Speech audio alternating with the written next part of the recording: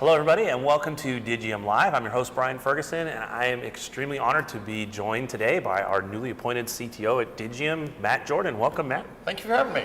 Great. So Matt, you've been with the company for a while, primarily involved in leading the Asterisk project. So can you tell us a little bit about your background and how that background is really going to help as CTO? Sure. So I graduated from both Michigan Tech with an undergraduate in computer engineering. Went to LSU, got my master's in electrical engineering. And when I came out of LSU, I originally started working for a software company doing 911 systems. And those 911 systems in that role, I was left less more on the engineering, writing software side than on the implementation side. And going onto customer sites and working very closely with customers for a number of years doing 911 systems. And that gave me a really good appreciation for how the software that was being developed impacted the customer. I got to see both the good and the bad of all the decisions that we made and how customers used our software. Yeah. Coming out of that, I then went and worked in the defense industry. So completely different industry, Absolutely. Very different constraints. Went from having very mission critical software running in 911 dispatch centers to mission critical software running in missile launchers. And so very similar kinds of pressure on the software, but very different development cycles, very different development in terms of the industry and how you built the software. As working in the missile defense industry, I was working for actually a very small company, only about 20 of us. It was an engineering contracting services firm. And we were subbed out usually to much larger companies doing enterprise kinds of things.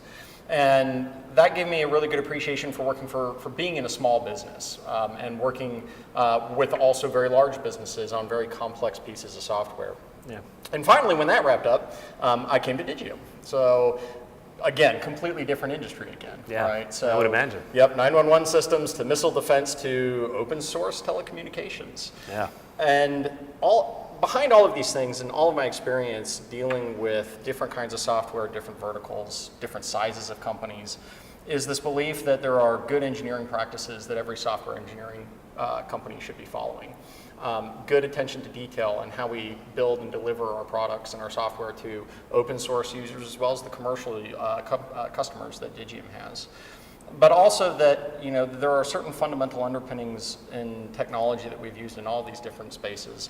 And I think that that's something that applies no matter what you're building. So Matt, traditionally the role of CTO is really setting higher level technology strategy and vision for a company. And likewise, with Digium, you'll be doing that with the technological decisions and strategy for architecture. Can you tell us a little bit about your responsibilities and what is it about your role that impacts customers and Digium partners? Sure. I think the best way to illustrate how my role in CTO will impact Digium's customers and partners is to look at what's happened over the past 2 years. Roughly 2 to 3 years ago, we started Asterisk 13, or really what became Asterisk 13. And what happened in the Asterisk open source project that led up to that release was a major effort to re-architect the core of Asterisk. And that was really done for a couple of different reasons, but probably the most important reason was to provide a new API in Asterisk that allowed things that build on top of Asterisk to pull the business logic out and to be able to extend and enhance it much more easily and with much more flexibility. That manifested itself actually in SwitchVox 6. And in SwitchVox 6, you have a brand new queuing engine that has enabled all sorts of cool new features to begin to be rolled out in future iterations of SwitchVox, such as in SwitchVox.2, we have some of the new queuing strategies and the ability to insert callers back into the queue. Right. And all of that is being done, and what allowed that to happen were the changes in Asterisk and in Asterisk 13. Now, I wasn't alone in doing that work. There were lots of other people here at Digium and in the open source community who helped facilitate that. But that sort of vision of unifying both the open source project along with Digium's commercial products is how I view my role as CTO. Okay. All right, so in your career in Digium, you've been heavily involved with Asterisk, that we've kind of already talked about, and are a successful member of the Asterisk community. So how have you seen Asterisk really evolve over the last few years, especially when it regards to adoption? With Asterisk, I think you see it evolving in a couple of different ways. Certainly with all the work that's occurred with Asterisk 12 and 13, there's been this major push to take Asterisk sort of to the next level. If you look at the lifetime of Asterisk, there was a period of time probably between the 1.0 4 to 1.8 days, where the focus was very much on building out the applications inside of Asterisk and sort of making it a very well-functioning PBX. Right. And then if you look at the time between 1.8 and 11, there were a lot of core features that were put back in, along with sort of some API improvements that happened. But starting with Asterisk 11 and moving on, we've been really focused on making Asterisk not just a PBX, although PBXs are great, we love PBXs, but on making Asterisk more flexible and able to be used as the engine that powers, say, Switchvox as our commercial product, right. But also making Asterisk be able to be plugged into pieces of a larger infrastructure more easily. So you see enhancements that have been gone in, such as in an Asterisk 13, where you have the ability to aggregate device state between Asterisk instances using the PJ-SIP stack. You've got new APIs via ARI that allows you to treat Asterisk just as a generic media application server. And that really is going to start enabling more adoption of Asterisk in a variety of different kinds of applications, places that you may not have traditionally thought of using Asterisk. And that's pretty exciting. I think that's a really cool thing where the Asterisk project is going. All right, so why do you think that organizations are much more ready to move to open source projects like Asterisk today? You know, that's a great question, because I think what we've seen over the past maybe 10 years that, it used to be when a company was evaluating software, somebody might propose open source and there might be some reticence amongst people. I think that's not the case anymore. I think open source is just the de facto way of doing things. Right. You look at, particularly probably in the web industry actually, where anybody who's building websites or building web properties, you're using open source technology by default. That's just what you use, right? Mm-hmm. Interestingly enough, I think the telecommunications industry is still probably lagging a little bit behind that, but I think most of the world has just adopted open source as a way of building software.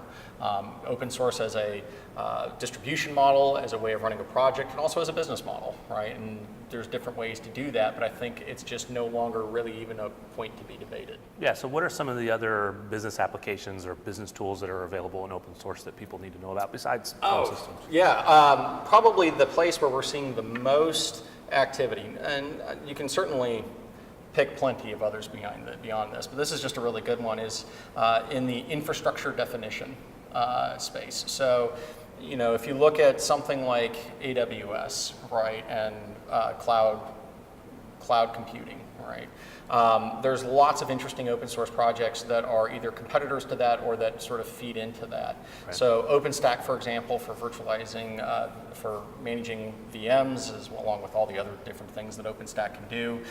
Containers with Docker, you have infrastructure definition with projects like Ansible and Chef and Puppet. There's just so much activity going on in that space. It's a very exciting time to be looking at anything in sort of that infrastructure, cloud computing, DevOps space. All right, so changing gears a bit, there's still a large majority of companies out there that just, they'd rather use something that's commercially driven instead of open source. So, and we've seen in our industry, in the unified communication space, where, things are really moving quickly to the cloud. Do you see that trend kind of continuing, or do you see other trends that are really going to be more important in the near future? Sure. One of the interesting things about commercial versus open source is that commercial does not necessarily imply there's no open source, right? Sure. Proprietary does, if you're just keeping the source code and you don't, and it's all completely baked in-house and you don't rely on any open source tools. But Digium is a commercial company. We have commercial products, and yet we also use open source in them, and we use open source technology ourselves in other places.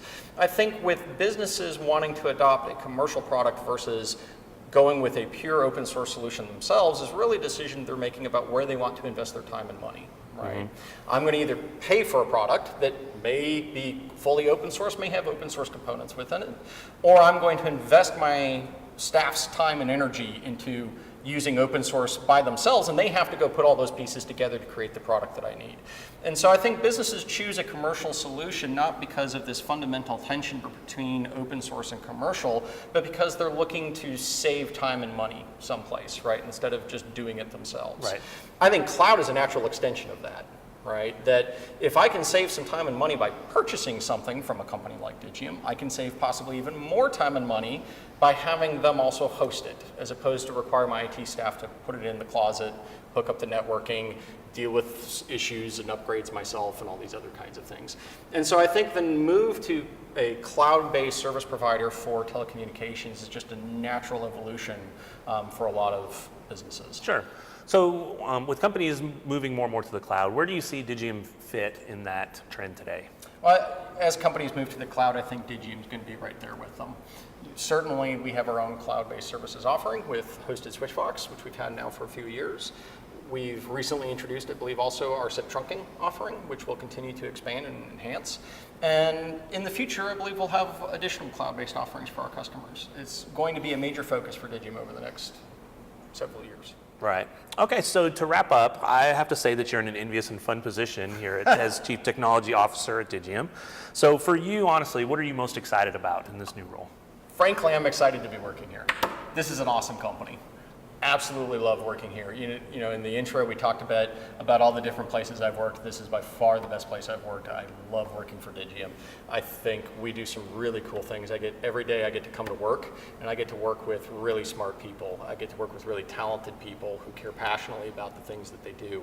And that's rare. That's not everywhere you get to find that. So the fact that Digium chose to make me CTO is just the best honor I could possibly receive.